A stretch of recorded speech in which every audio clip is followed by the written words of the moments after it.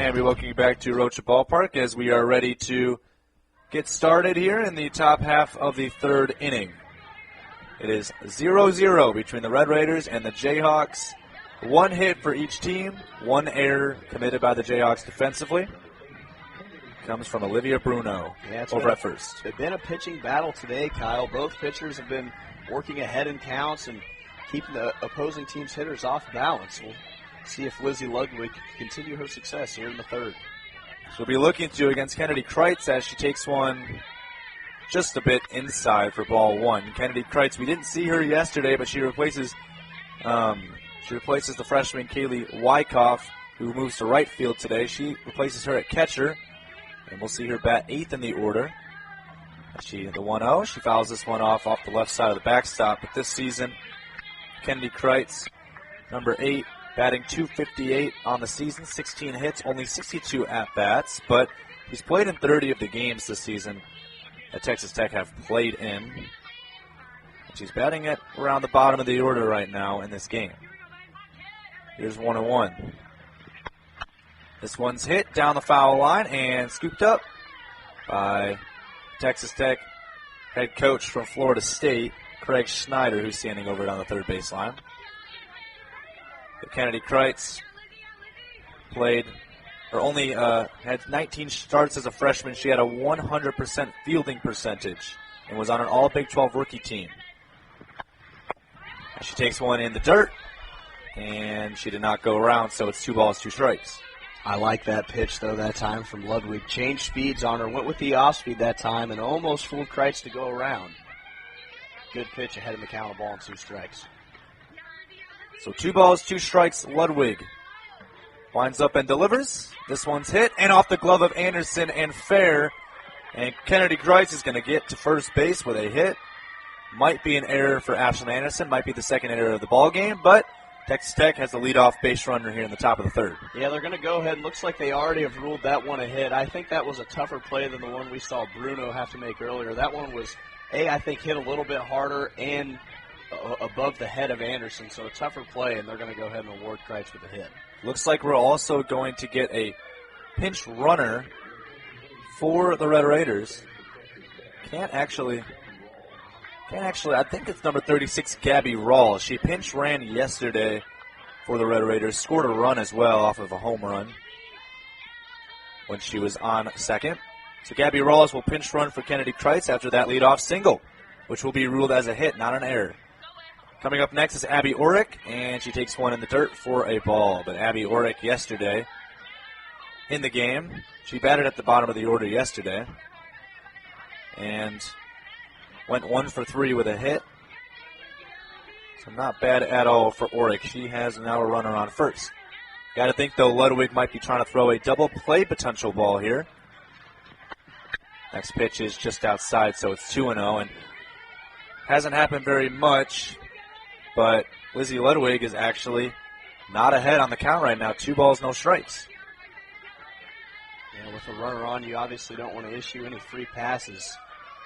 Those 2 runners on with nobody else can lead to big innings, something the Jayhawks obviously trying to avoid. Here's the 2-0 from Ludwig. This one's hit, and that one's going to bounce foul on the left field line. Gabby Rawls looking to take off on any contact this season, just 1 stolen base on 2 attempted. So far today, Texas Tech has attempted a stolen base but was thrown out while trying to steal second. That was back in the second with Ariana Villa. So 2 balls, 1 strike. Next pitch, right at the knees of Orrick. A really nice pitch by Ludwig, and it's 2 balls, 2 strikes. Well, just when you said she was falling behind in the count, she fires back 2 straight strikes. Now she's got it even and can pretty much go wherever she wants.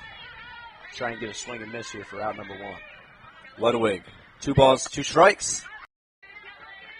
Yeah, with a runner on, you obviously don't want to issue any free passes. Those 2 runners on with nobody else can lead to big innings, something the Jayhawks obviously trying to avoid. Here's the 2-0 from Ludwig. This one's hit, and that one's going to bounce foul on the left field line. Gabby Rawls looking to take off on any contact this season, just 1 stolen base on 2 attempted. So far today, Texas Tech has attempted a stolen base but was thrown out while trying to steal second. That was back in the second with Ariana Villa. So 2 balls, 1 strike.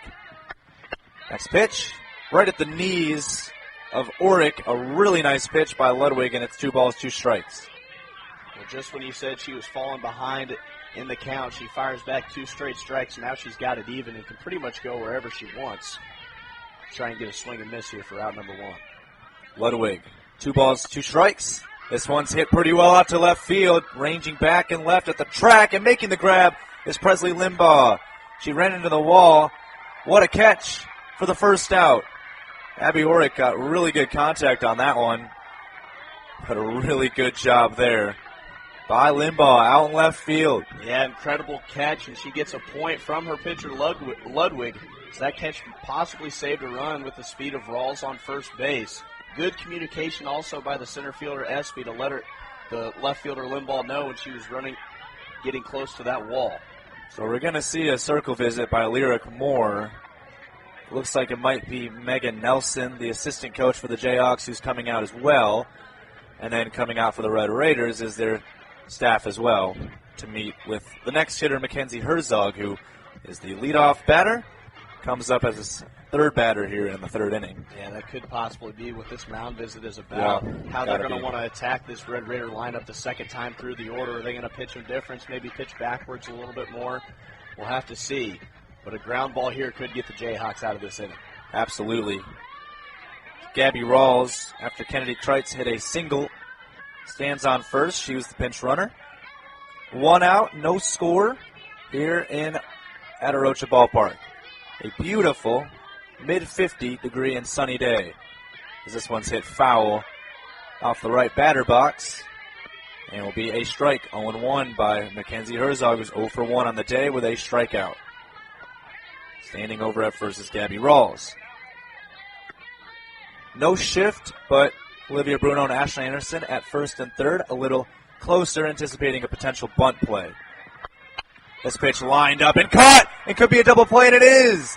It was caught by Haley Kripe on a line shot, and Gabby Rawls, who was running for any contact, got caught in no man's land between first and second. Haley Kripe with an unassisted double play.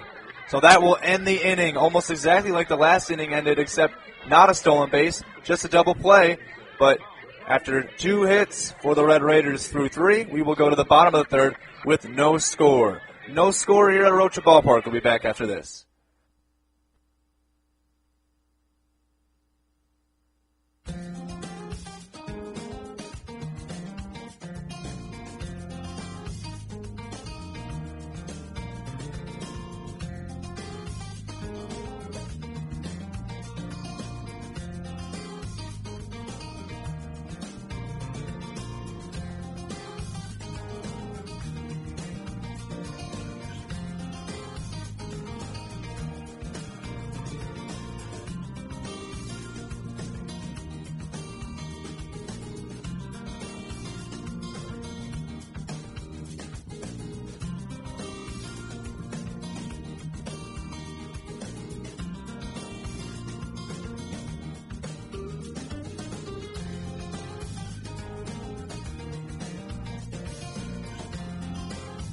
And we welcome you back to Rocha Ballpark as we are ready to get started in the bottom of the 3rd inning. It was a really good double play at second base by Haley Kripe.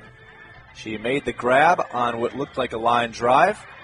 She jumped up, made the grab, and then got Gabby Rawls, who was in between first and second. So not the end of the inning that the Red Raiders would have wanted offensively after getting a leadoff base hit. Yeah, and I don't think head coach Craig Snyder is going to be happy with Rawls. The golden rule is to freeze on a line drive as the first pitch is swung on and missed for strike 1. But golden rule, freeze on a line drive and wait to see it down. And Rawls took off running.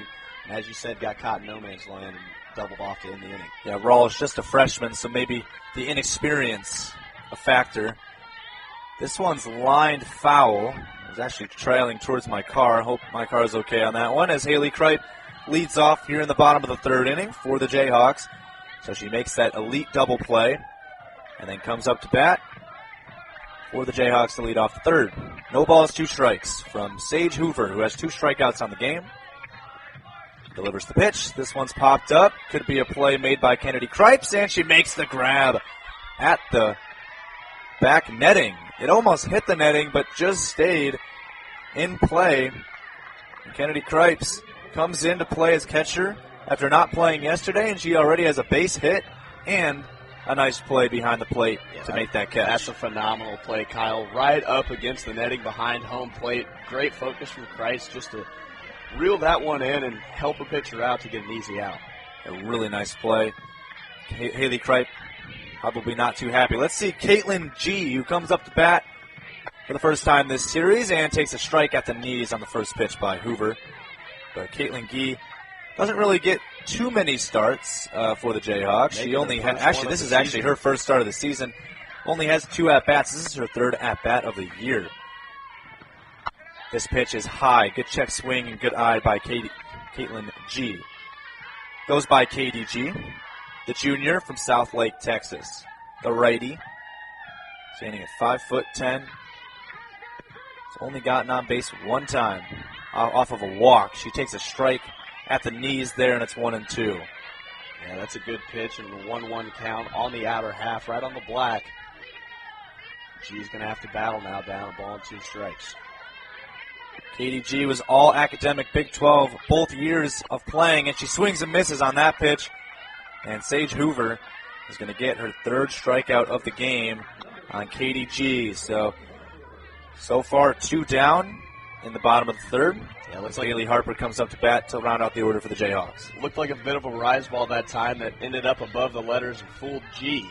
Good pitch from Hoover.